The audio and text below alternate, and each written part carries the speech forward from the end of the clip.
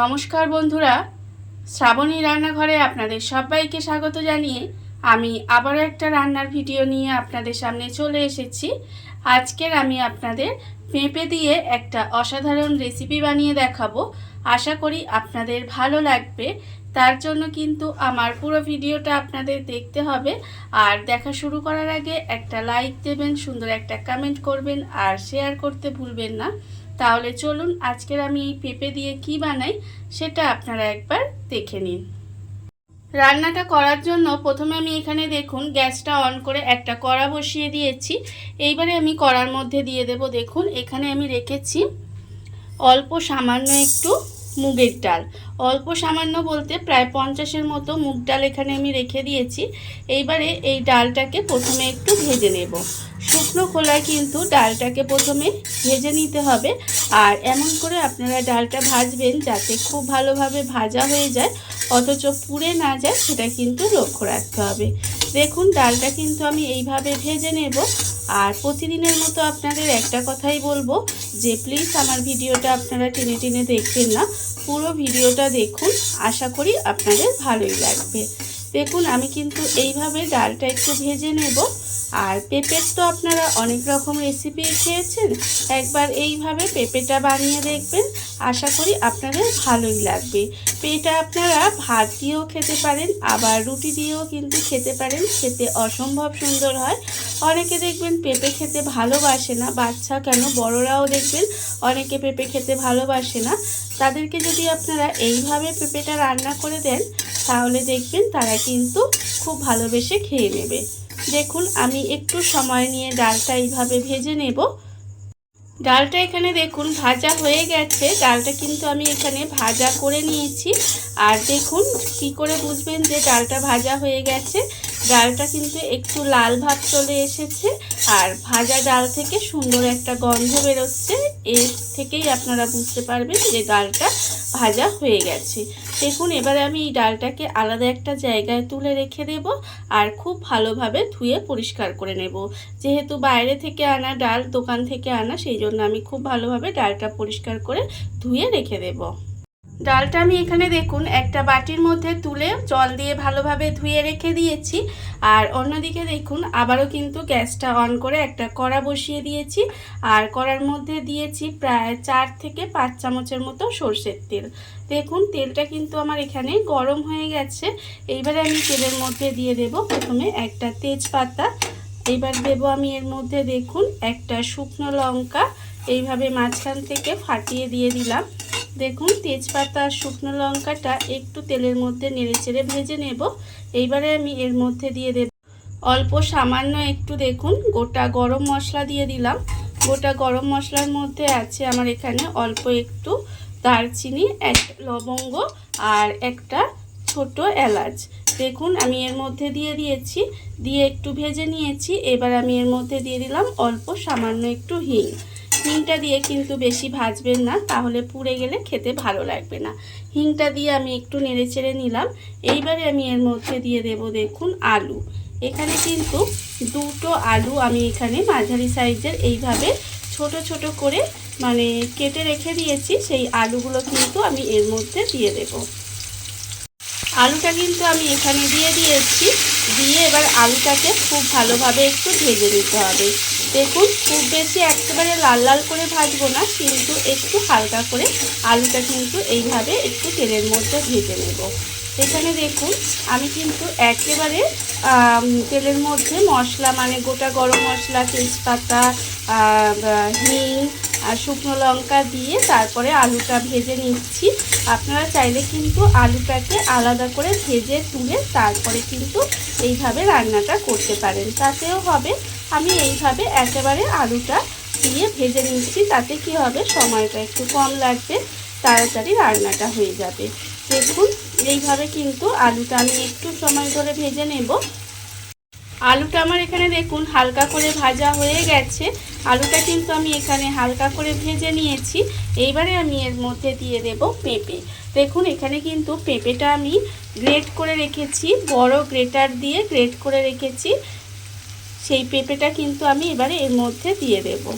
দেখুন এইভাবে কিন্তু পেঁপেটাও এর মধ্যে দিয়ে দিতে হবে। এখানে আমি পেঁপেটাও দিয়ে দিলাম, দিয়ে এবারে এই আলুর সঙ্গে পেঁপেটাও একসঙ্গে একটু ভেজে নেব। দেখুন এইভাবে পেঁপেটাও কিন্তু আলুর সঙ্গে দিয়ে খুব ভালোভাবে ভেজে নিতে হবে। আলু আর পেঁপেটা দেখুন এখানে কিন্তু খুব ভালোভাবে ভাজা হয়ে গেছে। আলু আর পেঁপেটা আমি এখানে খুব ভালোভাবে ভেজে নিয়েছি। আর এটা কিন্তু যখন ভাজবেন তখন এর মধ্যে নুন দেবেন না, নুনটা দিলে কিন্তু জলটা ছেড়ে দেবে, দিলে তখন দেখবেন ভালো করে ভাজা যাবে না। সেই জন্য এইভাবে প্রথমে কিন্তু খুব ভালোভাবে একটু ভেজে নেবেন। এখানে আমার দেখুন ভাজা হয়ে গেছে। এইবারে আমি এর মধ্যে দিয়ে দেব গুঁড়ো মশলা। গুঁড়ো মশলার মধ্যে এখানে আছে দেখুন আমার আছে এখানে আন্দাজ মতো নুন, হাফ চামচ হলুদের গুঁড়ো, হাফ চামচ লঙ্কার গুঁড়ো, হাফ চামচ জিরের গুঁড়ো আর হাফ চামচ চিনি। এই সমস্ত গুঁড়ো মশলাগুলো আমি এখানে দিয়ে দিলাম। আর দেব আমি এখানে গ্রেট করা আদা। এখানে প্রায় 1.5 চামচের মতো গ্রেট করা আদা আমি রেখে দিয়েছি, সেই আদাটাও কিন্তু এর মধ্যে দিয়ে দিলাম। আপনারা চাইলে কিন্তু আদা বাটাও দিতে পারেন। দেখুন এবার সমস্ত কিছু খুব ভালোভাবে একটু মিশিয়ে কষিয়ে নিতে হবে, মানে খুব ভালোভাবে একটু মিশিয়ে রান্না করে নেব। দেখুন এইভাবে একটু মিশিয়ে রান্না করে নেব। আর এই সময় আমি এর মধ্যে অল্প সামান্য একটু জল দিয়ে দিলাম। খুব বেশি জল কিন্তু দেওয়ার দরকার নেই, যেহেতু গুঁড়ো মশলা দিয়েছি তলায় যাতে পুড়ে না যায়, সেই জন্য খুব অল্প সামান্য একটু জল দিয়ে দিলাম। দিয়ে এটা খুব ভালোভাবে একটু কষিয়ে নেব। সমস্ত কিছু দিয়ে এখানে দেখুন আমি কিন্তু প্রায় 5 মিনিট মতো একটু কষিয়ে নিয়েছি। আর এই সময় কিন্তু গ্যাসটা লোতে দিয়ে রেখেছিলাম, দিয়ে রেখে খুব ভালোভাবে একটু কষিয়ে নিয়েছি। এইবারে আমি এর মধ্যে দিয়ে দেব দেখুন যে ডালটা আমি এখানে ভেজে ধুয়ে রেখেছিলাম, সেই মুগের ডালটা কিন্তু আমি এখানে দিয়ে দিলাম। দিয়ে আবারও কিন্তু এর সঙ্গে খুব ভালোভাবে মিশিয়ে একটু সময় রান্না করে নেব। দেখুন এইভাবে কিন্তু একটু সময় রান্না করে নিতে হবে। ডালটা দিয়েও কিন্তু আমি এখানে একটু কষিয়ে নিয়েছি খুব ভালোভাবে। দেখুন ডালের সঙ্গে সমস্ত কিছু দিয়ে কিন্তু এখানে খুব ভালোভাবে কষিয়ে নিয়েছি, কষানো আমার হয়ে গেছে। এইবারে আমি এর মধ্যে দিয়ে দেব জল।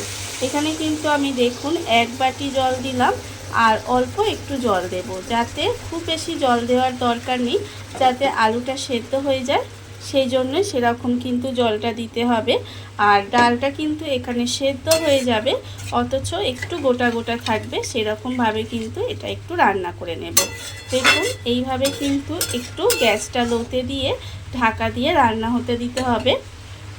গ্যাসটা লোতে দিয়ে এইভাবে ঢাকা দিয়ে দেখুন আমি কিন্তু একটু সময় রান্না হতে দিয়েছিলাম। এর ফলে দেখুন ডালগুলো কিন্তু সেদ্ধ হয়ে গেছে, কিন্তু গোটা গোটা আছে, আপনারা দেখতেই পাচ্ছেন। আর আলুও কিন্তু এখানে ভালোভাবে সেদ্ধ হয়ে গেছে, আলুগুলোও কিন্তু এখানে সুন্দরভাবে সেদ্ধ হয়ে গেছে।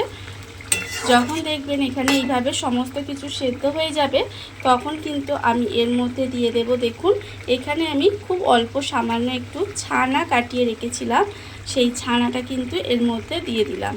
দিয়ে খুব ভালোভাবে মিশিয়ে দেব।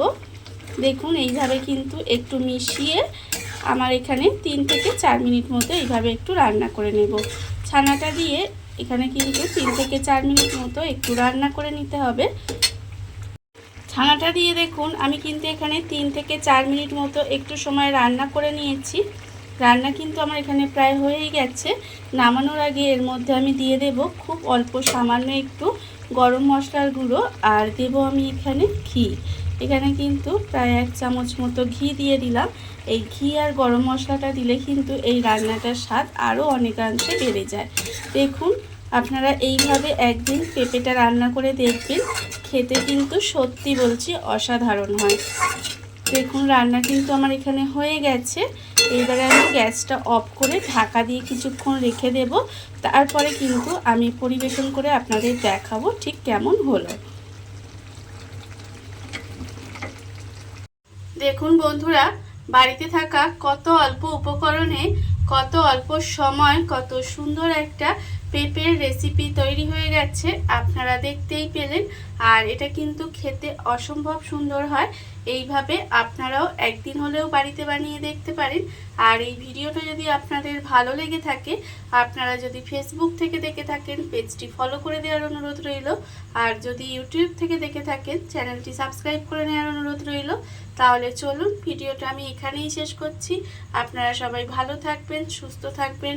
আবারও হাজির হব নতুন কোনো রান্না নিয়ে।